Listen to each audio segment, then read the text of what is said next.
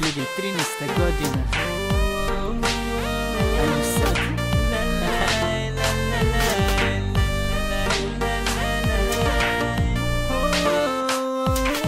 Idem do bazena sa drugom ja i kažem tamo su dobre ribe sad 42, 3, 4 stepena, kako vruće je ovde nama sad. I gledam vamo, gledam malo tamo, kao za baksu, zapravo za nešto ja.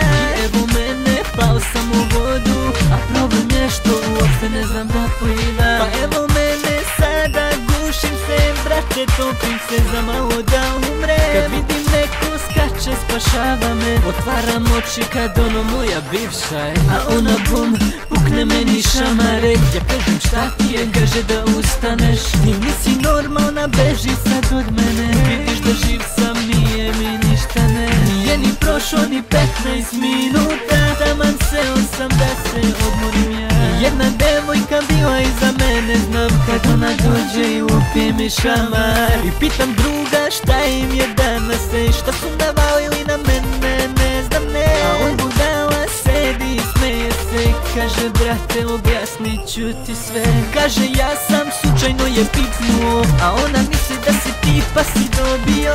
On smeje sa mene, peče sve, još kako tešku ruku ima brate.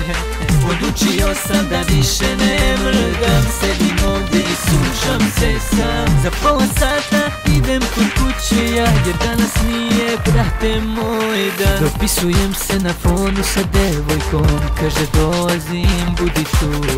Gledam je ja iz daleka, kako dolazi sad drugaricu sad. Gledam opet, prilazi mi nepoznata, ako je šamar molim te obiđi mene sad. I kaže ne, volim tvoje pesme, znaj, istrneo jesam jedna od tvojih fanova. Baci se na mene, počne da me grlje, nepoznata piska me za ruku, a ja se opirem. Kad ona gleda me moja devojka, misli da sam sa drugom ja.